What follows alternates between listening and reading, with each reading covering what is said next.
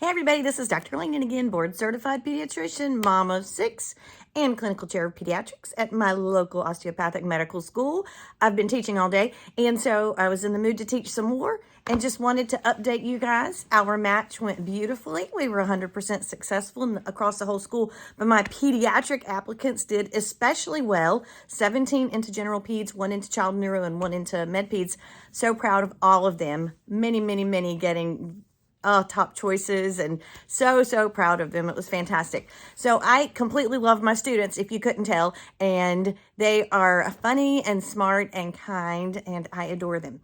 So some of you guys seem to enjoy some of that older doctor wisdom the other day. You remember the one about checking labs is like picking your nose in public. Don't do it unless you're prepared and have a plan in case you find something.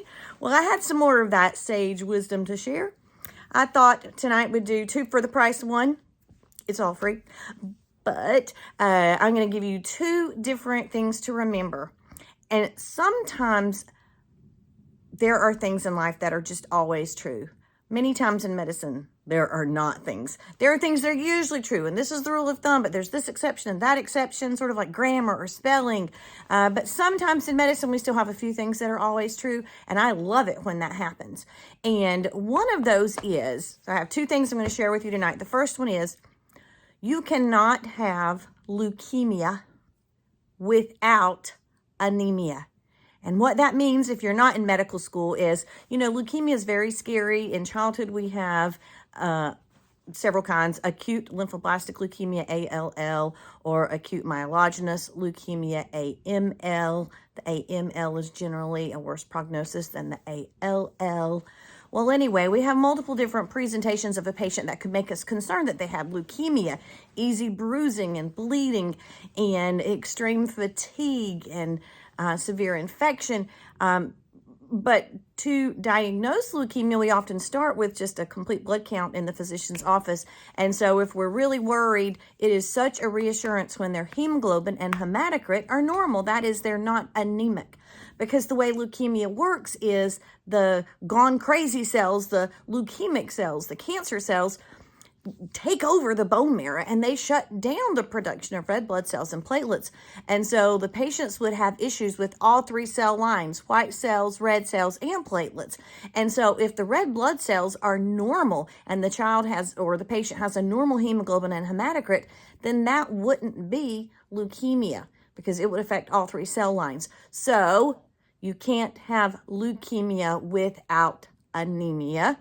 That's one of those things that's always true, and many various situations I've had to hold on to that, and that explains why I am usually often very demanding to have a CBC machine in the office, and I just couldn't stand to practice regular general pediatrics without one. The other thing is one of those always true rules too, and that is, imagine with me, if you will, inside of our bodies, there are many different tubes, right? Tubular structures. So for example, the ureters that go from the kidneys to the bladder, those are long tubes, right?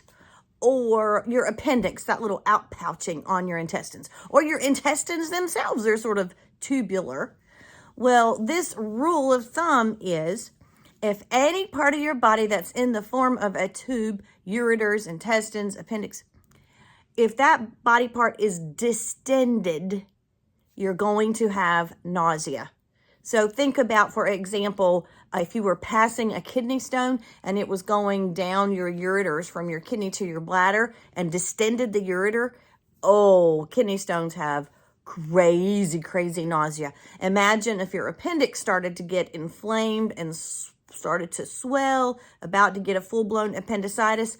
Major, severe nausea.